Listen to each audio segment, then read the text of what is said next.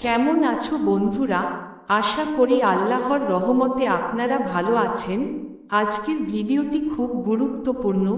আপনারা ভিডিওটি স্কিপ না করে পুরো ভিডিওটি দেখার সুযোগ করবেন।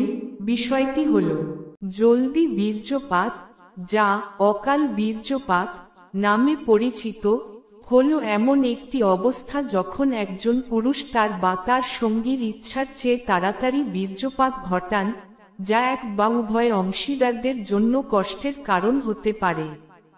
এই সমস্যার পেছনে জৈবিক ও আচরণগত উভয় কারণ থাকতে পারে এবং এর সমাধানে জীবনযাত্রার পরিবর্তন, কেগেল ব্যায়াম এবং চিকিৎসার প্রয়োজন হতে পারে।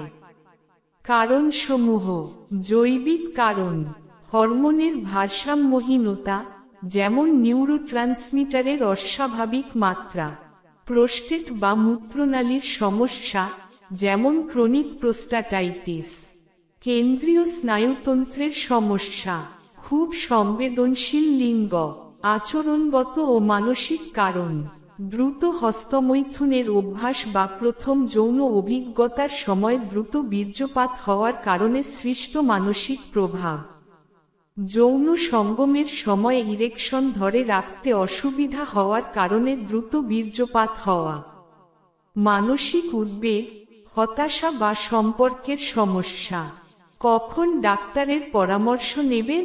যদি জলদি বীর্যপাত প্রায়ই ঘটে এবং এটি আপনার যৌন জীবন ও সম্পর্কের উপর নেতিবাচক প্রভাব ফেলে, তবে একজন স্বাস্থ্যসেবা প্রদানকারী বা বিশেষজ্ঞ এর সাহায্য নেওয়া উচিত।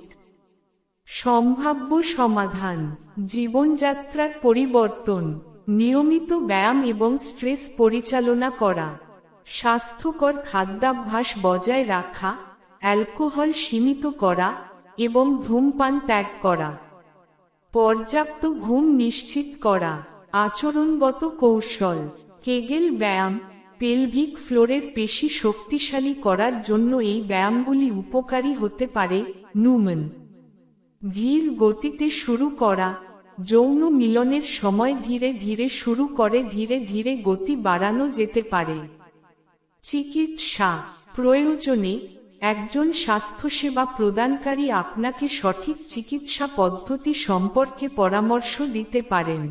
আজকের জন্য এখানে সমাপ্ত। বন্ধুরা, আমার চ্যানেলের নতুন ভিউয়ার্স হয়ে থাকেন যদি, তবে আমার চ্যানেলটিকে সাবস্ক্রাইব করবেন এবং আপনাদের বন্ধুদেরকেও ভিডিওটি শেয়ার করার চেষ্টা করবেন।